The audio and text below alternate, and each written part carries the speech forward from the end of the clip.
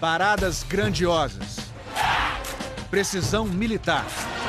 Coreografias treinadas por meses e meses, dia e noite, que podiam ser vistas até do espaço.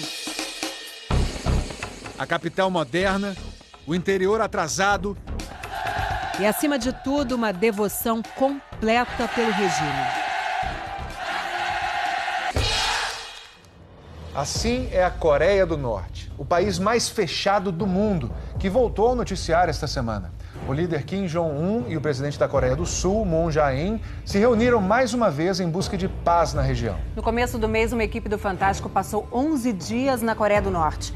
Uma nação pequena, pobre, mas que tem armas nucleares. Stephanie Lotufo e Wellington Almeida.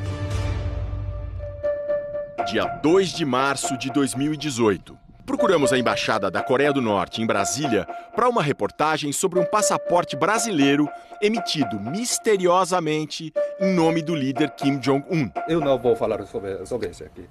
Não vale a pena. Ninguém quis gravar a entrevista, mas um diplomata disse: se um dia você quiser fazer uma reportagem no meu país, fale comigo. Nós falamos. Várias vezes. Foram 6 meses de negociações delicadas, de idas, de vindas, de mudanças de data, de cancelamentos de voos, até que finalmente a gente conseguiu isso aqui. Nosso visto para a Coreia do Norte, o país mais misterioso e fechado do mundo. O que a gente vai fazer lá? A gente não sabe. A Embaixada da Coreia do Norte não nos passou uma agenda, segundo eles, por questões de segurança. Bem típico de um país tão fechado quanto esse. Para saber o que vai acontecer, só mesmo indo para lá. Saímos de São Paulo. Por que dessa viagem? Me explica, por favor. Eu não sou jornalista, eu vou fazer uma reportagem. Voamos para Doha, no Catar. De Doha para Pequim. De Pequim... Agora começa a última etapa da nossa viagem, que é sair daqui de Pequim, na China, para a capital da Coreia do Norte, para Pyongyang, no voo 121. É 1 hora e pouco de voo e a gente está lá. Já na chegada, uma amostra do rigor dos próximos 11 dias. Malas reviradas na alfândega. Eles cismaram com umas revistas minhas sobre música inglesas, mas passou, vieram 3 pessoas nos recepcionar e agora, de agora em diante, é estrada e trabalho. Nossos guias, vamos chamar assim, falam espanhol. E na van, finalmente, revelam onde vamos ficar. O Hotel Yanggakdo, numa ilhota no rio Taedong, que corta a cidade. No saguão, mais um sinal da vigilância implacável. Uma braçadeira de uso obrigatório. Jornalista, em coreano. É o que eles disseram, o P é de press, imprensa em inglês. E tem que pagar, é 30 euros cada braçadeira. Próximo passo. Aprender as regras para jornalistas estrangeiros. Artigo 25. Proibido cometer atos que distorçam a realidade do país e que violem a estabilidade e os interesses da sociedade. E o Código Penal, no artigo 62, ameaça. Pessoas que cometerem atos de propaganda contra o Estado receberão pena de 5 a 10 anos de reeducação pelo trabalho. How I have made the worst mistake of my life. Alguém que supostamente desrespeitou as regras foi o turista americano Otto Warmbier. No início de 2016, ele foi condenado a 15 anos de prisão, com a tal teria sido arrancado do misterioso 5º andar, proibido para os hóspedes. Repare, o elevador nem tem o número 5, pula do 4 para o 6. Em junho do ano passado, Otto foi devolvido aos Estados Unidos, em estado vegetativo, por causas até hoje não esclarecidas. Otto morreu 2 dias depois de voltar para casa. Tinha 22 anos. Para nós, mais orientações. É proibido sair sem os guias. O Yanggakdo não é só um hotel, é uma espécie de prisão. O hotel é uma pequena cidade, tem várias coisas. Entre essas coisas, tem livraria. E a livraria está indicando aqui os destaques da semana. Destaque número 1, Kim Jong-un discute o avanço vitorioso que está acelerando do socialismo. O destaque número 2 é Casos da Vida de Kim Jong-un. 2 são obras ou do Kim Jong-un ou sobre Kim Jong-un. O Yanggakdo tem muitas outras atrações, mas a maior parte do tempo a gente passa nos quartos mesmo.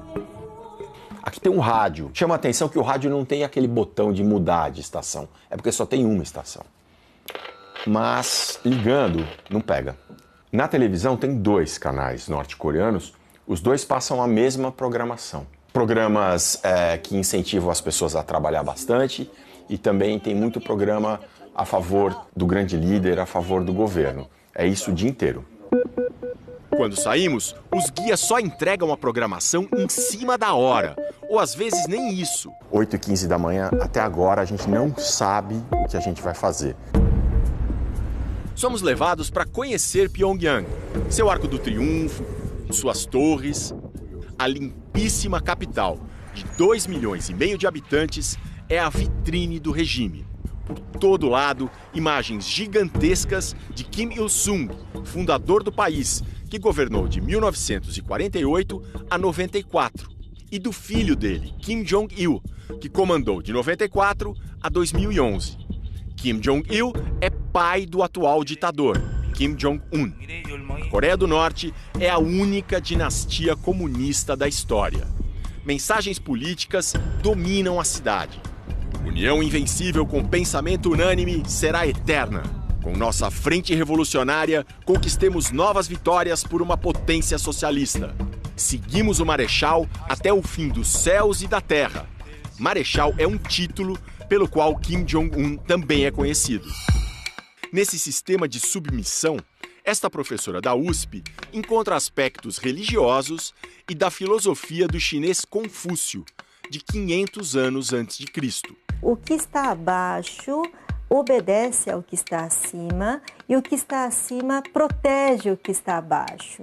Os governados têm essa ideologia moral de obedecer completamente ao que está acima, que seria o governante, porque eles acreditam que eles receberam proteção.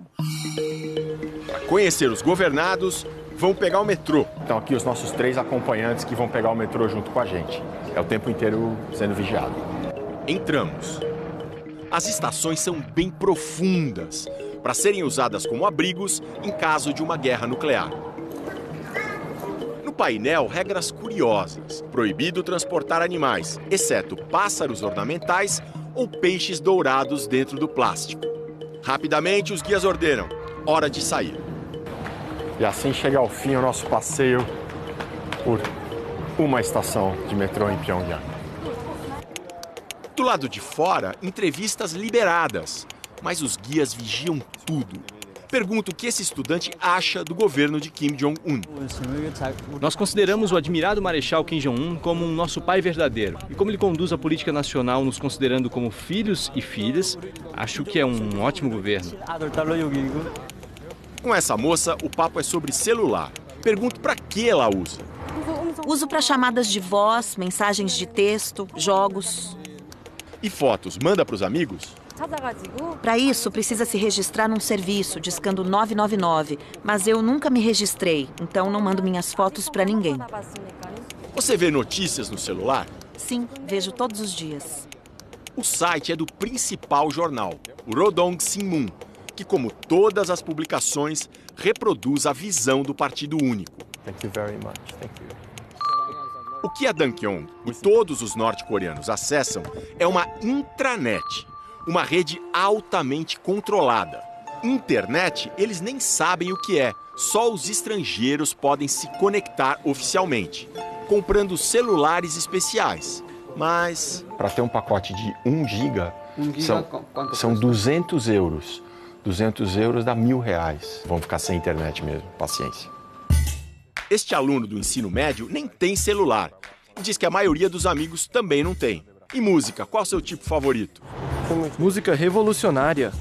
E as letras? As que falam do nosso grande líder Kim Jong-un. Chama Justin Bieber. Existe um cantor canadense famoso no Brasil chamado Justin Bieber. Já ouviu falar?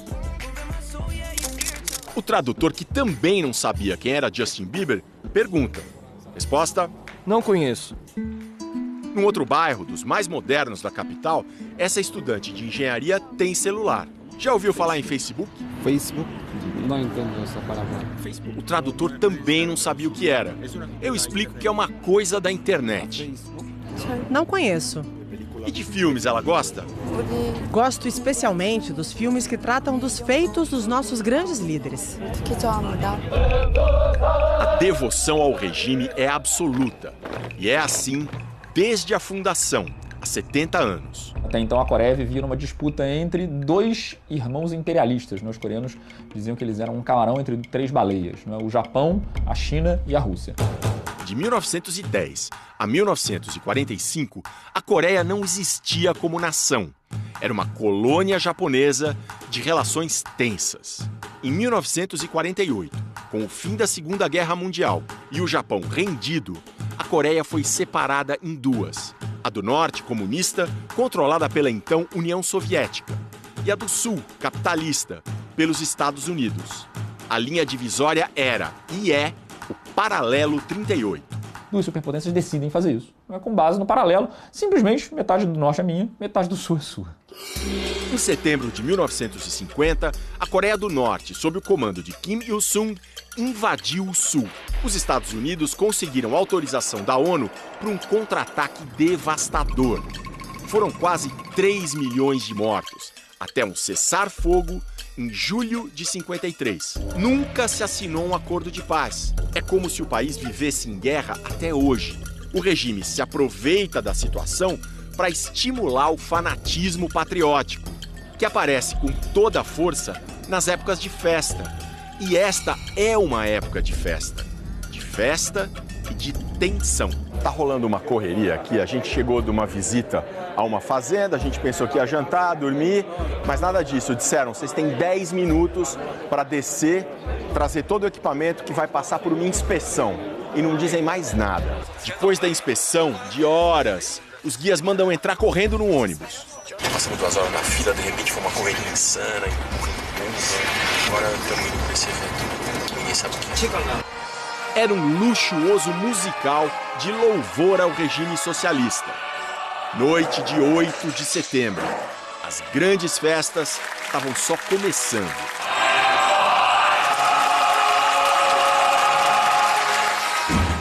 Manhã de 9 de setembro, dia dos 70 anos de fundação do país. Somos levados à grande praça Kim Il-sung.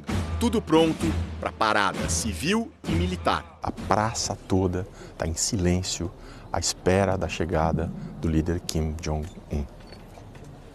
Até que o líder Kim Jong-un chega ao balcão para acompanhar as festas dos 70 anos da República Democrática Popular da Coreia, o nome oficial do país. A grande expectativa é pela parte militar do desfile. O chão treme.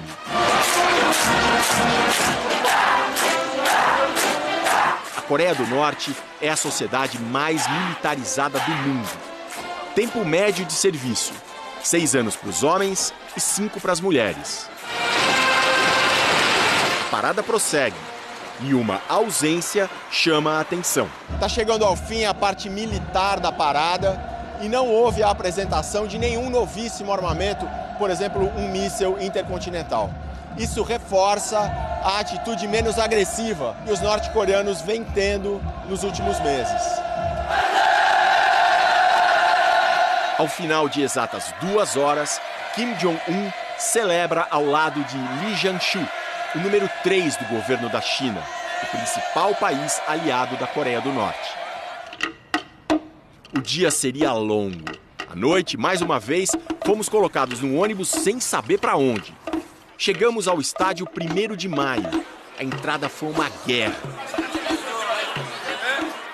Lá dentro, os Mass Games, os chamados Jogos do Povo, uma demonstração gigantesca de precisão e sincronia. Só no painel mutante, 20 mil pessoas, muitas delas crianças pequenas. Um dos principais especialistas do mundo em Coreia do Norte comenta: os treinamentos começaram no final de março. A rotina é tão rigorosa, tão intensa, mas provavelmente não existe nenhuma compensação. Só o prestígio de ser uma entre 150 mil pessoas na apresentação. O espetáculo, tecnicamente, é impecável. Mais uma vez, o líder está lá.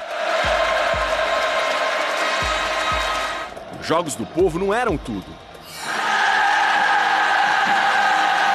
Na noite seguinte, mais grandiosidade. A mesma praça que um dia antes tinha recebido a parada militar, agora seria palco da Marcha das Tochas.